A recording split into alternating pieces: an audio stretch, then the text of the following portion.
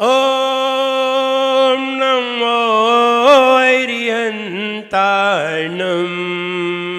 ओम नमो अरिहंताणम। ओम नमो सिद्धाणम। ओम नमो सिद्धाणम। ओम नमो आयर्याणम। ओम नमो आयर्याणम। ओम नमो वत्सायाणम। ओम नमो वत्सायाणम। ओम नमो लोय अवतारणम। ओम नमो लोय सवसावणम। ओम नमो लोय अवतारणम। ओम नमो लोय सवसावणम। एक खजाना श्री पार्श्वनाथ भगवान की जय। एक खजाना श्री महावीर भगवान की जय। परम पूजाचार्य गुरु श्री विराट प्रकृति गुरुदेव की जय। अहिंसामयी जैन धर्म की जय। आचार्य श्री विनम्र सागर महामुनिराज की, समस्त आचार्य संघ की। तुम लोग जय बोल धीरे बोलते हो। जन्म मरण का दौर यहाँ, जन्म मरण का दौर यहाँ, किसका कितना ठौर यहाँ। जन्म मरण का दौर यहाँ, किसका कितना ठोर यहाँ। जन्म मरण का दौर यहाँ, किसका कितना ठौर यहाँ। जन्म मरण का दौर यहाँ, किसका कितना ठोर यहाँ। रहना कितना और यहाँ, रहना कितना और यहाँ। रहना कितना और यहाँ, रहना कितना और यहाँ। तन तो एक खिलौना है, तन तो एक खिलौना है, इसको मिट्टी होना है। तन तो एक खिलौना है, इसको मिट्टी होना है। इसको पाकर के हो, इसको पाकर के निज ज्ञान बढ़ाओ रे। जीवन है पानी की बूंद, कब मिट जाए रे। ओ जीवन है पानी की बूंद, कब मिट जाए रे। होमी अनहोमी हो, होनी अनहोनी, कब जागट जाए रे। जीवन है पानी की बूंद, कब मिट जाए रे। ओ जीवन है पानी की बूंद, कब मिट जाए रे। तू ऊंचा उड़ सकता है, आसमान छू सकता है। तू ऊंचा उड़ तू ऊंचा उड़ सकता है, आसमान छू सकता है। तू छू सकता है, आसमान छू सकता है। हर सीढ़ी चढ़ सकता है, हर सीढ़ी चढ़ सकता है। हर सीढ़ी चढ़ सकता है, हर सीढ़ी चढ़ सकता है। जरा यहाँ अरमान करो, हिम्मत से तुम काम करो। जरा यहाँ पर काम करो, हिम्मत से तुम काम करो। जीतेगा वो ही हो, जीतेगा वो ही हिम्मत दिखलाए रे। जीवन है पानी की बूंद, कब मिट जाए रे। ओ जीवन है पानी की बूंद, कब मिट जाए रे। जन्म मरण का दौर यहाँ, किसका कितना ठौर यहाँ। जन्म मरण का दौर यहाँ, किसका कितना ठोर यहाँ। रहना कितना और यहाँ, रहना कितना और यहाँ। रहना कितना और यहाँ, रहना कितना और यहाँ। आने के साथ जाना, जाने के साथ आना, आने के साथ जाने का तो नियम है, लेकिन जाने के साथ आने का कोई नियम नहीं है, नियति नहीं है। जन्म के साथ मरण का तो नियम है, लेकिन मरण के साथ दोबारा जन्म लेने का कोई नियम नहीं है। आना भी है और जाना भी है। हम आए भी हैं तो जाएंगे भी, जाकर के फिर दोबारा आए ये जरूरी नहीं है। हम तुम्हारे नगर में आए भी हैं और हम तुम्हारे नगर से जाएंगे भी। जाने के बाद आने का कोई नियम नहीं है, आने के बाद जाने का तो नियम है।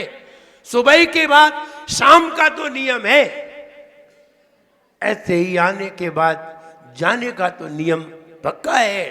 फिर वो तीर्थंकर भी क्यों ना हो, आए हो तो जाना ही पड़ेगा। जन्म मरण का दौर यहां, ये संसार जन्म मरण से भरा हुआ है और जन्म मरण करने के लिए ही संसार है और किसी के लिए नहीं। तुम कहो कि मकान बनाने के लिए है, परिवार बनाने के लिए है, व्यापार करने के लिए है, धन कमाने के लिए है, नहीं, ये संसार इसलिए नहीं है। ये तो खाना पूर्ति के लिए है, ये तो आजीविका के लिए है, लेकिन संसार जन्म मरण के लिए ही है और जन्म मरण ही संसार है और कुछ नहीं है। और हम पहली लाइन में कहा है जन्म मरण का दौर यहां, किसका कितना ठौर यहां और रहना कितना और यहां, आगे का कुछ नहीं पता है। पहली लाइन में एक बार बताया था, जन्म सभी को है मालूम, मृत्यु किसी को नहीं मालूम। जन्म सभी को है मालूम, मृत्यु किसी को नहीं मालूम। जाने कब पंछी हो, जाने कब पंछी तन से उड़ जाए।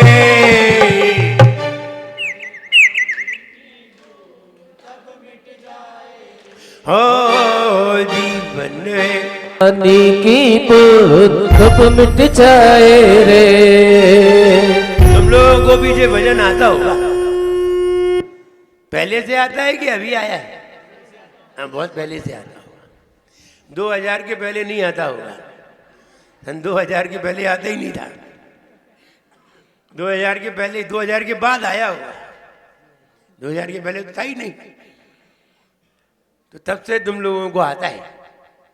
हम ये कहें कि जन्म मरण संसार में भरा पड़ा हुआ है, जो अच्छा कार्य कर लोगे वो तुम्हारे साथ है, जो किया है वो तुम्हारे साथ है, जो तुमने नहीं किया है वो तुम्हारे साथ नहीं है, जिसने किया है उसी के साथ है। ऐसा नहीं है पिताजी ने किया है तो बेटे के साथ है, नहीं, तुमने किया है तो तुम्हारे साथ है। इसलिए 1008 नामों से आज अभिषेक किया, देखा, किया भी, और जो अयोग्य थे उन्होंने देखा, जो योग्य थे उन्होंने किया। योग्य ही काम कर पाते हैं, अयोग्य नहीं कर पाते। अयोग्य तो देखते हैं, ताली बजाते हैं, प्रसन्न होते हैं, आनंदित होते हैं, ये सब अयोग्यता में हो सकता है, योग्यता में तो किया जाता है। जब मुनिराज को जंगल में आहार दिया जा रहा था तो बताइए, वहां बंदर भी बैठा था, वहां नेवला भी बैठा था, वहां सर्प भी बैठा था। वे सभी आहार देख रहे थे, दे तो नहीं रहे थे। वे देख क्यों रहे थे, दे क्यों नहीं रहे थे? ये तो बताओ, बंदर है, नेवला है, सर्प है, शेर है, ये सब देख रहे थे, देख क्यों नहीं रहे थे? उत्तर बताइए। योग्यता नहीं है। समझ रहे हो मेरी बात? हम आगे कहें उससे पहले ही समझ जाओ। जो देख रहे थे वो अयोग्य है, वो योग्य नहीं है। हाँ, जो देख करके देने की भावना कर रहे हैं और हम भी देंगे ऐसी भावना कर रहे हैं, वे तो एक बार योग्य भी हो सकते हैं। लेकिन जो योग्य होकर के देख रहे हैं वे जरा गलती पे हैं। कहीं ना कहीं उनमें गलती है, वो गलती का परिणाम तो उन्हें मिलेगा ही। कहते हैं ना, कृत कार्य तन्मोदना का फल कैसा है? कृत कार्य तन्मोदना का फल कैसा है? एक बराबर है कि अलग अलग है? कृत कार्य तन्मोदना का फल बराबर है कि अलग अलग है? हैं? बराबर है, अलग अलग है? अगर अलग अलग है, अगर बराबर है। आचार्यों ने यह भी कहा है कि बराबर है, आचार्यों ने यह भी कहा है कि अलग अलग है। लेकिन जहां अलग अलग है उन्हें खुद नहीं मालूम कि अलग अलग कैसे है। जहां बराबर है उन्हें यह भी नहीं मालूम कि बराबर कैसे है। किसी ने कह दिया बराबर है, किसी ने कह दिया अलग अलग है, लेकिन दोनों को ये मालूम होना चाहिए कब अलग अलग है और कब बराबर है। अगर आप एक कैटेगरी के हैं तो फल अलग अलग है। आप एक ही कैटेगरी के हैं, मतलब आप मनुष्य हैं और आप योग्य हैं, और योग्य होकर के कृत कार्य तन्मोदना के फल बराबर कभी होते ही नहीं है, अलग अलग है। और आप अयोग्य हैं तो फिर फल बराबर है। देखिए, एक वो व्यक्ति है जो योग्य है, देने लायक है, आहार दे सकता है, वो दे रहा है। एक व्यक्ति वो है जो अपंग है, बीमार है, अयोग्य है, सूतक लगा हुआ है, शोर हो गई, ये अयोग्य है। बीमार है, सूतक लगा हुआ है, पीड़ित है, अयोग्य है। ये व्यक्ति देख रहा है और प्रसन्न हो रहा है देख करके। देख करके क्या हो रहा है? प्रसन्न हो रहा है। तो उसका देखना, देख करके प्रसन्न होना और तुम्हारा देख करके प्रसन्न होना एक बराबर है, कोई अंतर नहीं है, क्योंकि वो अयोग्य है। अगर योग्य होता तो फल बराबर नहीं है। अब अनुमोदना कौन करता है? अनुमोदना बताइए कौन करता है? कोई बताएगा? अनुमोदना कौन करता है?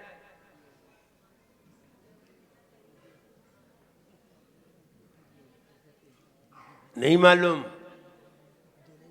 शरद भैया, अनुमोदना कौन करता है? ज्ञानी जन से पूछना चाहिए।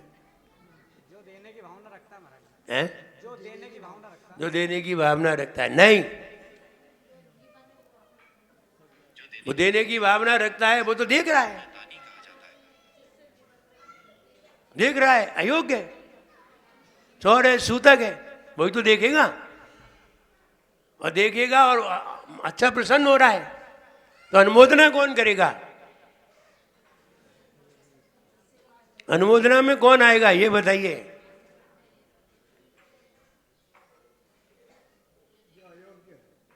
अयोग्य तो कारित में आ जाएगा। करा रहा है, दो दो, कारित में आ गया। अयोग्य कारित में आ गया। देखिए, हाँ, बीमार है, पीड़ित है, हाथ टूटा है, पांव टूटा है, बीमार है, और आप कोई केले लाए, एप्पल लाए और आपने आकर के चौके में दिए और कहा मेरी ओर से देना, और आपने दिए, सामने वाले को प्रसन्नता हो रही है, कारित, ये कारित में है। और कृत में वो है जो दे रहा है। तो अनुमोदना में कौन है? अब फंस गए। अनुमोदना में कौन है? जो सौर में सूतक में है अथवा अनुमोदना में है जानवर, अनुमोदना में जानवर है, वो ना तो बोल सकता है यहां दो, ना कुछ ला सकता है, ना दे सकता है, ना कह सकता है। वो न कृत में है ना कारित में है, वो अनुमोदना में है। अनुमोदना में मनुष्य नहीं है, जानवर है। अगर तुम जानवर हो और अनुमोदना करो घर से बैठ करके तो ठीक है, तो आपकी चलेगी, आपका देने के बराबर है। और अगर आप अयोग्य हैं तो बाहर से देखिए और प्रसन्न होइए और अपना द्रव्य अंदर दे सकते हैं, क्योंकि आप कारित में हैं और कृत में है तो आप दीजिए। इसलिए जन्म मरण का दौर यहाँ ये संसार है, संसार में थोड़े दिन के लिए आए हैं। हर व्यक्ति को जाना है, किसी को आज, किसी को कल, ज़्यादा दिन नहीं रुकना है। फिर यहाँ से चलना है, फिर ये पता है कि कहाँ जाना है ये नहीं पता है। अभी हमारे शरद भैया पढ़ रहे थे, हमने इसीलिए बुलवाया था, हमने कहा आहुति बोलो, फिर कहा था महिलाओं से तुम बोलो। क्यों बुलवाया था मालूम है? इसलिए बुलवाया था कि आप आहुति बोल लेते हैं या नहीं, और आप सही बोलते हैं कि नहीं बोलते हैं, इसलिए बुलवाया था। और आप बोल रहे थे ओम ह्रीं श्री चतुर्विंशति तीर्थंकरेभ्यो अनर्घ पद प्राप्त अर्घम निर्वपामि थी। अब ये बताओ हमने सही बोली है कि गलत? अब जब सही मालूम हो तब तो बताएं कि गलत क्या है, और गलत ही मालूम हो तो गलत ही सही है, बताइए। रॉन्ग ही राइट हो तो रॉन्ग राइट है, और राइट मालूम हो तब पता चले कि राइट क्या है और रॉन्ग क्या है, मालूम ही नहीं चलेगी। इसलिए वो किताब छोटी सी आपके हाथ में दी है, उसमें आहुति भी पढ़ के देखो। अभी हम बिना बिना देखे बोलते हैं और एक भी सही नहीं बोलते, और सही तो तब बोले जब दोनों का भेद पता हो कि गलत में ये है और सही में ये है। इसलिए हमने बुलवाई थी। और माई को तो फिर बोल दीजिए एक बार, फिर आप यही बोलोगे जो हम बोल रहे हैं, बोलोगे तो वही। जब तक सही मालूम नहीं होगी तब तक गलत ही उच्चारण में आती रहेगी। इसलिए सही बोलिए। आपने बोला था ओम ह्रीं श्री चतुर्विंशति तीर्थंकरेभ्यो, और आपने बोला था, और भी बोली होगी, कोई भी बोलो उसमें तो कोई फर्क नहीं पड़ता है। ओम ह्रीं श्री पार्श्वनाथ जनेन्द्राय अनर्घ पद प्राप्त है, बोलो है अर्घम निर्वपामिति स्वाहा, अर्घ्यम निर्वपामिति स्वाहा, अर्घम नहीं अर्घ्यम, और अर्घम दोनों में डिफरेंस। अर्घ माने होता है मूल्य, और अर्घ्य माने होता है मूल्यवान। अर्घ माने मूल्य, तो क्या उत्तर दोगे? ओम ह्रीं श्री पार्श्वनाथ जनेन्द्राय अनर्घ पद प्राप्त है। अन अर्घ, अर्घ माने मूल्य, अन माने नहीं अमूल्य, अमूल्य पद प्राप्त है। अर्घम यानी अमूल्य पद पाने के लिए हम मूल्य चढ़ाते हैं, ये उत्तर निकला। क्या निकला? अमूल्य पद पाने के लिए अनर्घ पद प्राप्त है, अमूल्य पद पाने के लिए अर्घम निर्वपामिति स्वाहा, मैं मूल्य को चढ़ाता हूं। कोई सेंस निकला? और देखिए अमूल्य पद पाने के लिए मूल्यवान वस्तु को चढ़ाता हूं। अब आया सही? इसलिए कभी अर्घ तो बोले ही नहीं, अर्घम नहीं, नहीं, अर्घ्यम। क्या बोलेंगे? अर्घ्यम निर्वपामि स्वाहा। अर्घ्यम का मतलब है ये होंठ है तुम्हारा, राइट हैंड घूमना चाहिए। अर्घ्यम अपने आप घूमेगा, नहीं तो अर्घम हाँ नहीं घूमेगा। इससे पता चल जाएगा तुम लोग गलत बोल रहे थे। हमने यहीं से देख लिया कि सब लोग गलत बोल रहे थे, होंठ तो घूमा ही नहीं। और जब सही बोलोगे तो अपने आप घूम जाएगा, घुमाना नहीं है, सही बोलना है, वो तो अपने आप ही घूम जाएगा। इसलिए सही बोलना सीखिए। और कल बताया था कि हमें प्रशंसा कैसे प्राप्त होती है। हम उसकी प्रशंसा करें जो सारी दुनिया को देखता है, सारी दुनिया को जानता है। सारी दुनिया तुम्हारी प्रशंसा करेगी। और आप जानना चाहते हैं यश कीर्ति कैसे प्राप्त होती है, सुंदर रूप कैसे प्राप्त होता है? भक्ति से। भक्ति सुंदर रूपम, भक्ति से सुंदर रूप की प्राप्ति होती है। आप कितना कुछ भी करिए, रोज चेहरे पे मलाई लगा के सोइए, कुछ नहीं होगा। सुंदरता काहे से आती है? भक्ति से। भगवान के गुणों से सुंदरता आती है। वो एक बार मैं एक गजल पढ़ रहा था, उसमें लिखा था नमाज पढ़ने से नूर निखरता है। नमाज पढ़ने से नूर निखरता है। तो नमाज पढ़ने से यानी भगवान की आराधना करने से चेहरा निखरता है, सुंदरता आती है। भक्ति सुंदर रूपम, आचार्य समंत भद्र स्वामी कहते हैं भक्ति से सुंदर रूप की प्राप्ति होती है। भक्ति किसे कहते हैं? भक्ति किसे कहते हैं? भगवान के गुणों के गान को तो पूजन कहते हैं, भगवान के गुणों के गाने को तो पूजन कहते हैं। तो भक्ति किसे कहते हैं? शरद भैया भक्ति किसे कहते हैं? आप तो भक्ति बहुत कराते हैं।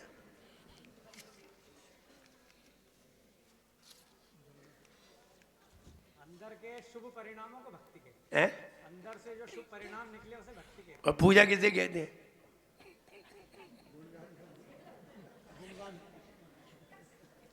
शरद भैया बहुत स्वाध्याय करते हैं, इसलिए ज्ञानी लोगों से जल्दी पूछना चाहिए। हैं? तो कर्म की 63 प्रकृति नाश, जीते 18 दोष राश, जे परम सुगुण है अनंत धीर, कहिवत के 46 गुण गंभीर, शुभ समविचरण शोभा अपार, सत इंद्र नमत करी शीशधार। ये भक्ति है या पूजा है? है? तो पूजा क्या है?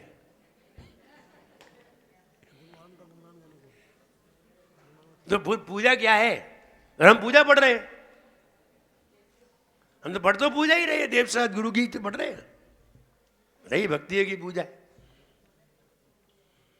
ये भव समुद्र पार तारण के निमित्त सुविधि ठई, अति दृढ़ परम पावन यथारथ भक्तिवर नौका सही। हो ज्वल अखंडित शाली तंदुल पुंज दैरित्रय गुण जचु हरिहंत श्रुत सिद्धांत गुरु नीर ग्रंथ नित पूजा। ये पूजा है, भक्ति है। आनंद भैया पूजन है, भक्ति है? बोले जो आपको वही सही है, हम गाय को फंसे। क्या है? ये पूजा है। तुम कह रहे भक्ति है, लिखा है देव श्राद्ध गुरु की पूजा।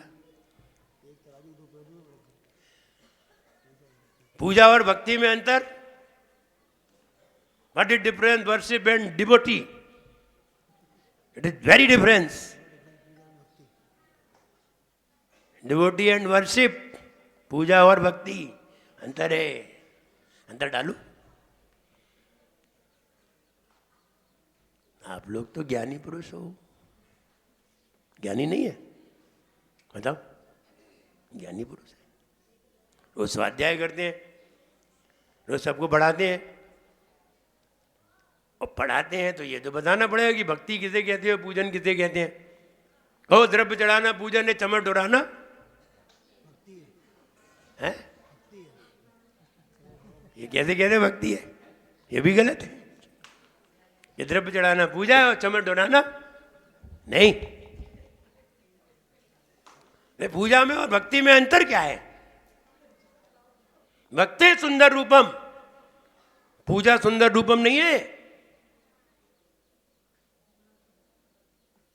भक्ति मुक्ति दातार. कहीं लिखा है पूजा मुक्ति दातार? नहीं लिखा. लिखा है पूजा से मुक्ति होगी? नहीं लिखा है. पूजा से स्वर्ग जा सकते हो और भक्ति से मोक्ष. अंतर हुआ? तो हमने it is very difference. Devotee and worship, दोनों में बहुत अंतर है. फिर बताइए क्या अंतर है? भक्ति और पूजा में क्या अंतर है? मालूम है कि नहीं? नहीं मालूम हो तो बताइए. मालूम हो तो बताइए. भाई मालूम हो तो हम क्या को बताएं? नहीं मालूम हो तो बताएं.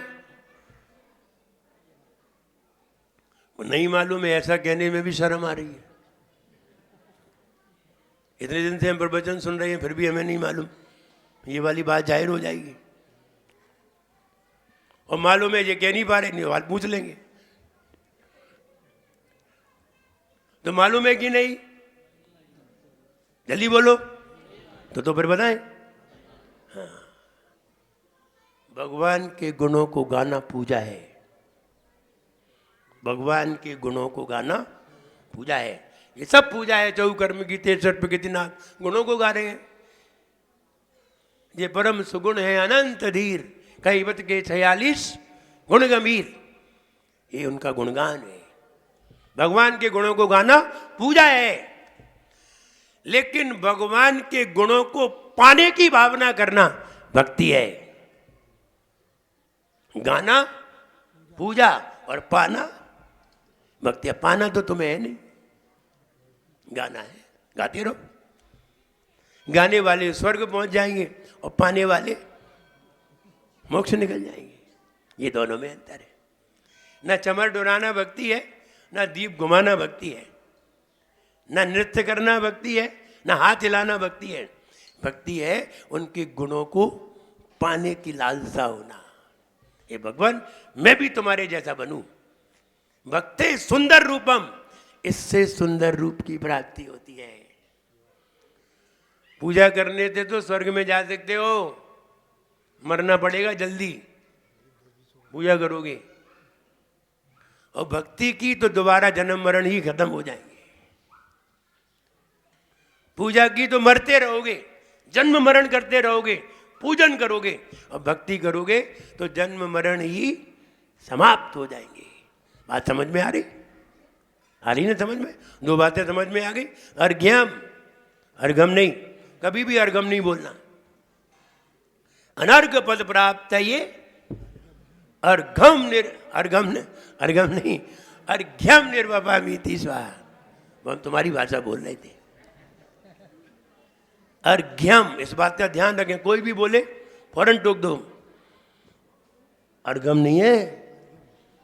और अर्घ माने मूल्य, वैल्यू, कीमत. अर्घ और अर्घ्य माने मूल्यवान. ये विशेषता हो गई और वो मूल्य हो गया, वो नाउन हो गया. ये दोनों में अंतर आ गए. इसलिए मूल्यवान वस्तु को चढ़ाता हूं अमूल्य पद पाने के लिए. ये बात समझ में आई? पूजा में क्या अंतर है? पूजा किसे कहते हैं? भगवान के गुणों को गाना पूजन है, और भगवान के गुणों को पाना भक्ति है. क्लियर? पूज्येषु गुणानुरागो भक्ति और पूज्येषु गुणानुवादो पूजा। गुण का अनुवाद करना पूजा है और गुणों से अनुराग करना भक्ति है। पूज्यपाद स्वामी सर्वार्थ सिद्धि उसमें ये पढ़िए। इसलिए पूज्यों के गुणों में गुणों को पाने की भावना करना भक्ति है, पूज्यों के गुणों को गाना पूजन है। क्लियर? भक्ते सुंदर रूपम, भक्ति से सुंदर रूप की प्राप्ति होती है। इसलिए हमें पूजन के साथ भक्ति जरूर करना चाहिए। बताइए, पूजन करें कि भक्ति करें? हैं? पूजन करना चाहोगे कि भक्ति? दोनों, दोनों ही करना पड़ेगी। पूजन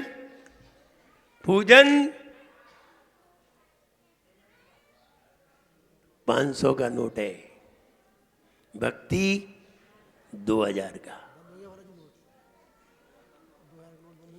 2000 में 500 का है, 2000 में 500 के 4 है, लेकिन 500 में 1000 का भी नहीं है। इसलिए पूजन में भक्ति हो ये जरूरी नहीं है, लेकिन भक्ति में पूजा जरूर होती है, ये समझ लीजिए। पूजन 500 का नोट है और भक्ति 2000 का। पूजन भक्ति 500 का नोट है तो पूजन 100 का नोट है। इसलिए पूजन से भक्ति श्रेष्ठ है। पूजन स्वर्ग तक ले जाएगी, भक्ति मुक्ति तक ले जाएगी। ये दोनों में अंतर है। इसलिए हमें सुंदर रूप प्राप्त करना है तो हमें कुछ नहीं, भगवान की भक्ति करना चाहिए, गुणों को पाने की भावना करना चाहिए, गुरुओं की भक्ति करना चाहिए, गुरुओं के गुणों को पाने की लालसा रखनी चाहिए, व्रती बनना चाहिए, संयमी बनना चाहिए। निश्चित हमें अगले जन्म में सुंदर रूप प्राप्त होगा। हमें सुंदर रूप प्राप्त होगा। ब्यूटी पार्लर में जाने से कोई सुंदर रूप नहीं होता। महिलाओं को भावना करना चाहिए, हे भगवान अगले भव में मुझे पुरुष बनाए, जिससे कि मुझे ब्यूटी पार्लर में ना जाना पड़े, क्योंकि पुरुष नेचुरल सुंदर है, आर्टिफिशियल सुंदर है। महिलाएं आर्टिफिशियल है, पुरुष नेचुरल सुंदर है। इसलिए कामदेव कौन होते हैं? पुरुष की महिलाएं। आ गया ना? सबसे सुंदर कौन? कामदेव। कामदेव कौन? पुरुष। तो पुरुष नेचुरल सुंदर है, महिलाएं तो आर्टिफिशियल। जो होते नहीं है हो जाते हैं, पुरुष होते हैं। बस सागर चक्रवर्ती सुंदरता देखने के लिए देव लोग आए थे। सनत कुमार चक्रवर्ती सुंदरता देखने के लिए देव लोग आए थे।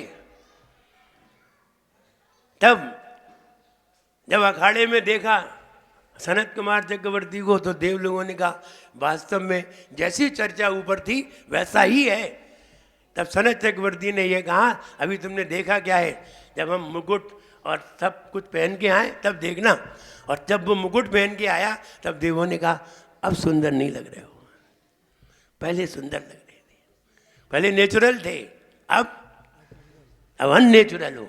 इसलिए पुरुष भक्ति सुंदर रूपम, भक्ति से सुंदर रूप की प्राप्ति होती है। हम सुंदर रूप प्राप्त करें और सुंदर रूप प्राप्त करना भी चाहिए। तीर्थंकर का स्वतः ही सुंदर रूप होता है। जिनेंद्र भगवान की भक्ति करने से स्वतः ही व्यक्ति सुंदर हो जाता है। इसलिए आप सुंदरता को प्राप्त करके, भक्ति करके मुक्ति को प्राप्त करें, सुंदर रूप को छोड़ें। तुम तो भक्ति करो, अपने आप मुक्ति होगी। ये तो रूप आदि तो आते रहते हैं, चले जाते हैं। तो हम ये कहें कि हम सभी ने आज 1008 नामों से भगवान का अभिषेक किया, देखा। निश्चित है देख करके भी विशेष आनंद आया होगा, करने पर तो आया ही होगा। और कैसा लगा, कैसा महसूस हुआ? 1008 नामों से अभिषेक, 1000 नाम, 8 की आहुति, भगवान के चरणों में आहुति, हवन, आहुति, अर्घ और भगवान का अभिषेक एक साथ, ये तीनों चारों काम हमें देखने को मिले। हमने अपने जीवन में विशेष पुण्य का अर्जन किया। मेरा सबके लिए आशीर्वाद है। कल आप सुनिए 1 रुपए में 1 करोड़ की इनकम कैसे हो सकती है। कल लास्ट। जब बोलिए परम पूज्याचार्य गुरुवर श्री वैराग सागर जी गुरुदेव की। बोले परम पूज्य चरणाचार्य भगवान गुरुवर श्री विनम्र सागर जी गुरुदेव की।